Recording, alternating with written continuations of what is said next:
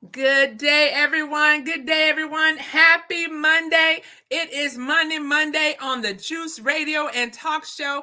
I am your host, Executive Pastor Tawana Grant. I am so excited for today. This is the day the Lord has made. We shall rejoice and be glad in it. We are going into a part 2 of our series that we started on last week. We started under the series of cash and money management. And last week, we started talking about negotiating contracts with vendors and how imperative it is that we consider some various key points and topics prior to signing your name on the line. And so join us today as we continue part 2 and close out our conversation on vendor contract negotiating good deals. Now let's go forward with our intro, and we're glad, like and share, and we're glad to have you with us today. Welcome to the Juice Radio Talk Show. Welcome to the Juice Radio Talk Show. Welcome to the Juice Radio Talk Show. Welcome to the Juice Radio Talk Show. Reality TV, church reviews. Let's talk happy love and marriage lifestyle. Come and talk with us. Come and share with us. Come and laugh with us. Come on and pray with us. Regina Clovis, special guest. You should be following your lead. Bless. Subscribe on YouTube. Listen on podcasts. We live on IG and Facebook. This episode is sponsored by Truth and Triumph Ministries. Welcome to today's broadcast of Money Mondays. I am your host, Executive Pastor Tawana Grant. I am excited today as we continue in our discussion from last Monday as we talked about negotiating good vendor contracts and some of the things that we need to consider. This is so imperative and so important. The last thing you want to do is sign your name into a contract and not really understand the context, right? How do I operate in a capacity with now a partner? A vendor contract that you have aligned partnership with, they are now your partner. They're just not a third party that you're engaging with. They're offering a certain service to your business. They are now a partner in the exchange of whatever you're providing, whether you have a facility and they are now providing some service to you to ensure this the facility is safe. If you're a product merchant, if you're an innovator, an entrepreneur, and you have a product that you are putting out to the public and you're servicing that product, they have now become a part of your end-to-end workflow, your end-to-end operation. And so you want to make sure before you sign on the dotted line that you have considered some key components in the contract, key components in the relationship.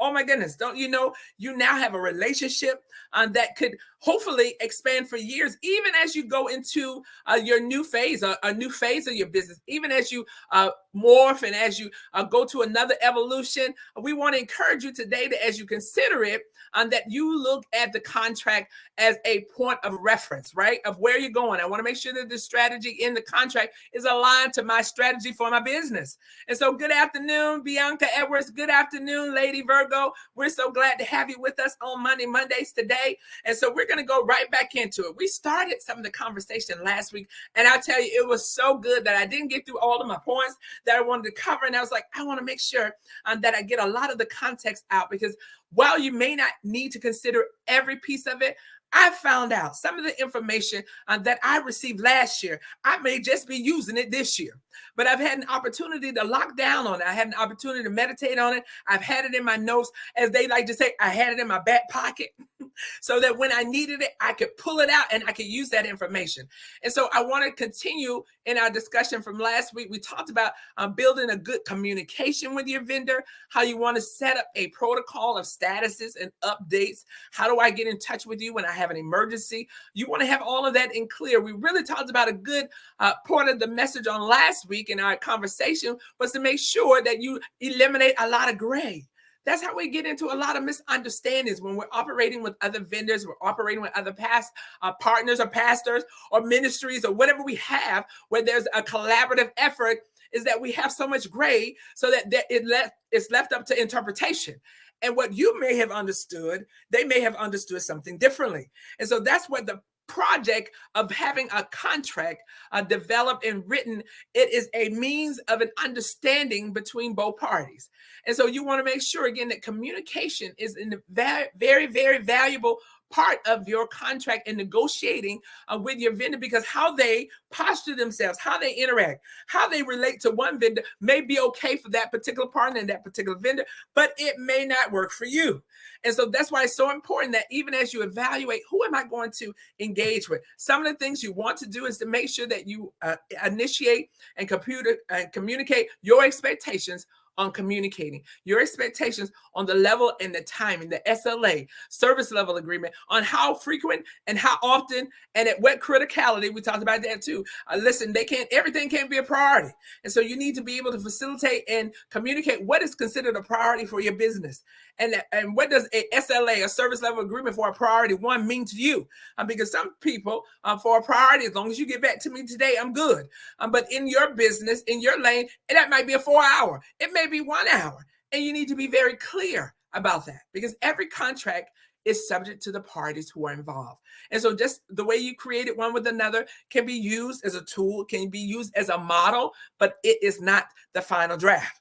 And so you have to consider what you're orchestrating in this particular contract. The other thing we talked about just a little bit is making sure you research your pricing, right? You don't want to have a single threaded vendor where they have the monopoly. So you want to make sure that you have evaluated the plane, evaluated all those who are playing in the field with you, operate from a capacity of knowledge, right? And so we want to make sure that we understand. In business, we have to be men, and all you're get an understanding. We want to make sure that we understand what is the playing field out here. What is the normal pricing for this type of product or this type of service?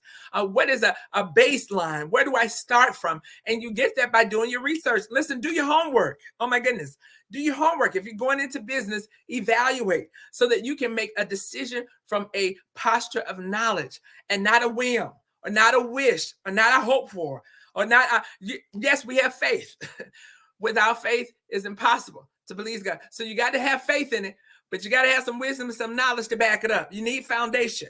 And so that's why we are encouraging you that you do your necessary research so that you're ready to operate from a lane of understanding and confidence.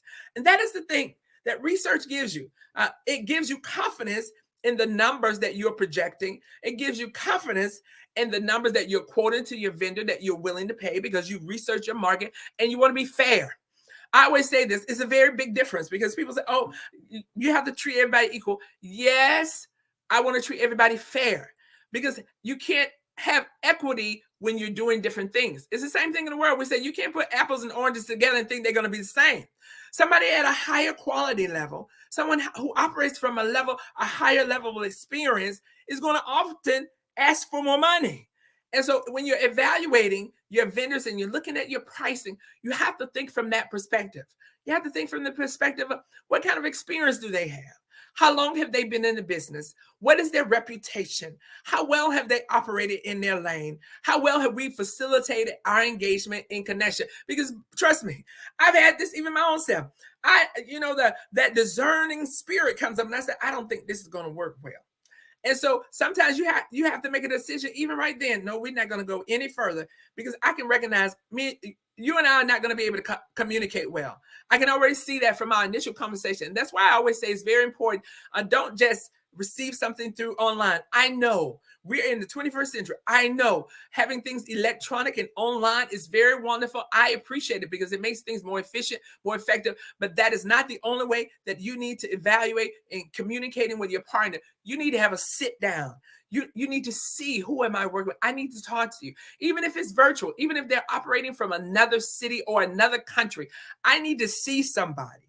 I was about to initiate into another project with an organization. And just in my trying to reach them to get information, just in my trying to facilitate communication, everything was online. I couldn't reach a human being. They kept telling me, no, you need to text, or no, you need to send an email. No, we don't have, there was no way for me to reach a body. And I said, this doesn't work for me. If it was a different type of engagement that I was doing, where it doesn't matter, I don't have to see you, I don't need to know. But this was a very personal type venture that I was going to go in, and I need to see a human being. I need to be able to talk to somebody. I need to be able to reach somebody because this is very important to me. And so I shut it down. And be okay to make that kind of decision when you're researching and getting your information. Don't be so quick. The Bible says, Lord have mercy, don't operate so that we're so hasty to move into things so quick that we don't take the time to let things sit and discern. See if this is going to work for you. Align it to your strategy. Align it to the things that you plan to do. Does this work for me? Is this on purpose? Does this match the purpose that I have designed, that has been given to me to push this forward? And if it doesn't, be okay to say no. No is an answer. And you don't have to give any explanation. Do you know that? You don't have to give an explanation. No, that don't fit well, man. No, that doesn't sit well. No, I have my spiritual ears open and I'm listening. And so that doesn't sit well with me. I need to do a little bit more evaluation so that I feel more comfortable in that. Because when you're signing contracts, when you're signing your name to things, you can't do that hastily. And a lot of times what the enemy will do is put us in a position where we feel like we don't have any choices. We always have a choice. Even when your choice is to do nothing, that is still a choice. And so sometimes we have to wait until we have a release to move in it. And so I want to encourage you that it's so important that you do your research, that you understand about how you go about doing it. We had a question here about one of the important steps is about getting good credit. That's very important. Sometimes even in your own personal business, as you're evaluating your business and where you are and your ability to add in a new venture with a business partner, where's your credit is very important because you might need more funding, right? You might need a line of credit so that you can officiate the work with this particular vendor. They may even do credit checks. They may want to evaluate your history, just like you're looking at them, right? Even as you're looking at the vendor and you're evaluating their history. Some of the things you definitely want to do is make sure, we talked about this in previous sessions, talked about budgeting. We talked about ensuring that you are maximizing your gap, meaning evaluating the revenue that you have coming in against the expenses and operating costs that you have going out, and creating a higher gap, because then you can use the money in between to build efficiency, we talked about buying equipment. Some of the things that you do with that residual funding is not just play money to sit around. How do I maximize the money so it is working for me even when I'm asleep? That's the kind of mindset that you have to have as a business owner. How do I operate and have things going in such a capacity that I don't always have to be the one that's facilitating, that the business is operating even without me, that I am the strategist, that I'm the innovator, that I'm the entrepreneur, and I have it operating in such a capacity, in such a fashion that it moves swiftly and smoothly just by me oversight. Okay. And so one of the things you certainly do in getting your credit straightened is to ensure, one, pull your credit point.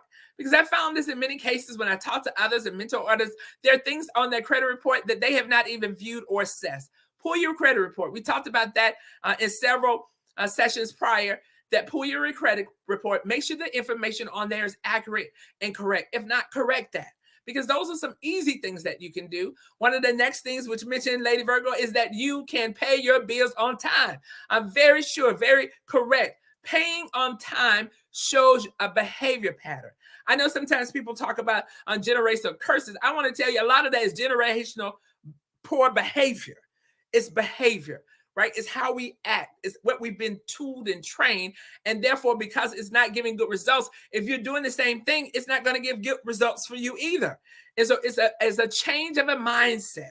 Letting that mind be in us that was also in Christ. How do I change? Transformation certainly has to happen when you pivot from being a person who earns a check to being a person who paychecks. Yes, I can tell you, it's a total different mindset. When you are not just the employee, but you are the business owner. When you're writing salaries, when you're paying others, when you're paying your vendors, you must operate different. You must understand that money is a seed and it's to be used for purpose. I believe that. Like the scripture says, he gives seed to the soil. He gives seed to those who do things in purpose, who plant in good ground. And so that is so important, that even as you operate in your business, to know about your money. Where are you spending your money? How is it coming in? How do you increase revenue? Right? I don't ever want to lose sight of that. Sometimes we have business and it's flowing well, but we don't think about what could be happening next. You need to always have an eyesight. There are points in our lives when we can have a blind spot. And sometimes what happens is when we have an area that we're doing very well in it, and then we're not operating to evaluate areas that we're not. We want to make sure we're always looking at things that are not operating in its appropriate capacity, and then how can we refine that to do so? Okay, so the next thing again about getting into negotiating vendor contracts is to make sure that you learn about them. You don't want to go into business signing and negotiating a good contract with somebody who's unfamiliar. And it doesn't mean that you had a long history with this organization or this person or this business, but you've done your research enough to know what is their brand. What type of image do they present, and then do they facilitate in that capacity? Because a lot of times we're all very guilty. We'll look at people on the outside and we say, oh, that business is doing so well, but we don't know the undercurrent. We don't know what's happening underneath the covers. We don't know how are they running their business. How do they help others in the capacity of being a vendor related to another organization? How do they operate well? Do they stay well informed? Do they demonstrate a partnership type posture that when you win, I win? That's the kind of partnership that you want to look for. Somebody who wants to win and want you to win too. That they know that I am reliant on your ability and your capacity to grow, because when you grow, I grow. When you maintain, I am maintained, because we have that kind of integrated relationship. And so really and truly, you want to take an opportunity to demonstrate that while you are a net new business, or while you're getting started, or while you are still in your portion of growth, you are a knowledgeable business owner. You're a business owner who comes with the set and smart enough to understand what partnership looks like and feels like. Think about that. Take a moment when you sit down, take a moment and write down, what does a partnership look and feel like to you? Because we're talking about today negotiating good contracts, negotiating, and you're the person who is negotiating. It's for your business, for your ministry, for your venture, for your innovation. What does a good partner look like to you? What does it feel like? Because sometimes, again, we're looking on the outside and we're not looking under the covers. What type of characteristic are you looking for? And those things will really help you as you look to operate and to engage with others. Next is get quotes. We most certainly want to get quotes for others. We want to make sure, don't just ask one company and just stop there. Look at some of the preferred vendors who operate in the lane in which you need services, and then get some quotes. It does not hurt to get information. In many cases, they are more than welcome to give you a free quote. If they have to come out and see your operation, come out and see what type of material or what type of device or what type of supplies you need, I think that is great, so that there is awareness of what you need and your expectation, and so that they have a clear understanding as they facilitate the contract with you. So you want to make sure that the vendor also provides you with quality service, right? As you get quotes, what kind of quality level are you looking for? Sometimes we talked about last week, tier levels of supply, right? As my demand increase, I'm looking for a higher supply. What's my cost base when I have to pivot to a larger supply from you? I want to understand that now, because you don't want people to get you in the deal and then your business starts to grow and they double the price on you. You want to think for the future. So while you're yet starting here and you feel like it's going to be a good relationship that you can continue forward, one of the best things you can do is think outside of the box. Say, what happens when I grow in this space? What other products or services do you provide? Even though I'm hiring you for this, what else do you do?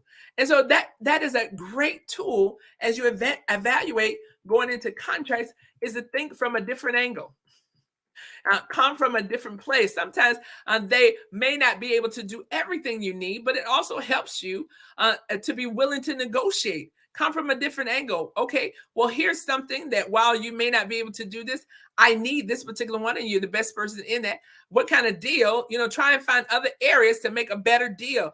Perhaps a down payment on certain areas, maybe the interest rate that you might get with this contract, maybe when your due date on making payments on it, maybe the length of repayment. So there are ways that you can think about it so that the deal always operates in a good favor, right? You want it to be in your favor. And so you really want to talk about that when you are negotiating the contract. Good afternoon, Joseph. Glad to have you with us. Thank you so much for joining today. I see also Lady Virgo is talking about owing bills and trying to pay those off. Most certainly, as you want to look to do that, there are different ways to do it. I've seen it where there's a structure, or you paying your smallest to your largest. And so as you pay off the smaller bills, then you can apply that additional residual funds to the next smallest bill. And then you're operating from that capacity. Another way to pay off bills is to look at the ones with the highest interest rate. So again, you can go after the one with the smallest balance and pay that first, and then apply that money to the next one. Or you can look at the ones with the highest interest rate, right, which is costing you the most. And so then you can try and get them down by interest rates. So pay off by interest rates will help you lower what is coming out of your pocket eventually, right? Because high interest rate, meaning you're giving them back more for the loan that they have from you, for you using the funding that they've acquired, what you've acquired from them, and they've loaned or extended that credit to you, and your interest rate is higher. There's a higher payback for you for what you've gained. And so you can look at it from that way, either pay smallest to largest, or look at the largest interest rate and pay it off from there. Okay, Joseph talked about negotiating. It's not about getting someone or beating them. True, negotiating is about a deep understanding of the nuances of a relationship. Read the book, Get Into a Yes. Yes, that is so good. And so one of the things that you can do is, how do I get to a yes from the relationship and with the person that I want to enter into a contract with? And again, think about it from different angles. And you're not, again, trying to mistreat anyone or take advantage. You want to come out with a healthy deal that makes sense for your business as well as the partner you're coming into. Because again, somebody will be very grudgeful and unappreciative if there's not a win-win. We're looking for a win-win. And so it's so important that you have that kind of mindset. One is also, if you are talking about establishing a relationship with a new vendor contract, talk with their customers. Ask them, and that's fair for you to do. Do you have any recommendations that of people that I can reach out to? Nowadays, because we are so electronic, feedback is very easy. Reviews are everywhere. So you can just go online. There are reviews about organizations online all the time. And again, you have to weigh that, right? Which I like most of the algorithms on a lot of the sites where you rate or give reviews. There is a algorithm that gives a basis on the level of great reviews versus negative, right? So you have to weigh that because sometimes one bad experience can just crush a person depending on how important it was.